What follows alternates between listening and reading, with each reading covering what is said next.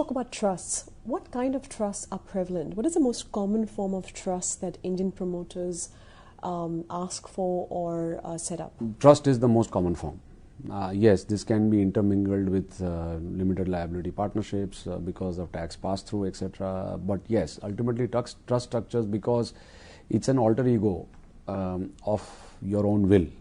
In effect, I mean, I'm simplifying it, but you can probably do the same thing as you would want to do it under the will. I mean, you can pass on all that you want to pass on the way you want to pass on, as you had passed under your will, and during the lifetime control it as you would have otherwise controlled if the asset was on your name. And therefore, the trust structures. It also affords the pass-through taxabilities, tax benefits. Of course, it's nuanced because of Section 56 of the Income Tax Act and etc. But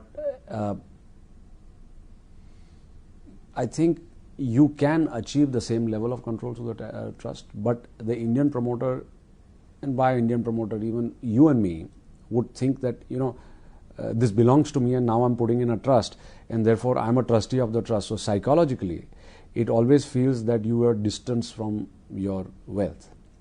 Legally, you are not.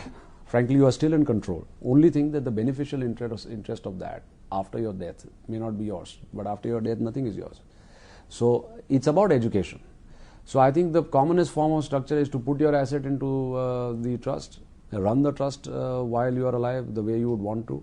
Of course, there is a law and you cannot run amok. There are some duties and liabilities of a trustee, but as a person who owns the asset, in any case, you're going to be truthful and faithful to your asset. So say a client wants to invest overseas. What is the most common form of structures or ways in which they can do that? Basically, tread with caution, because trusts abroad are,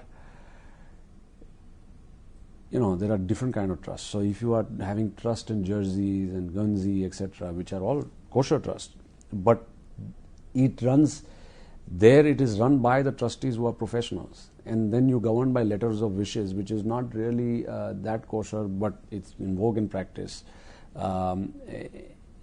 There, the concept of distancing yourself from the wealth is much greater.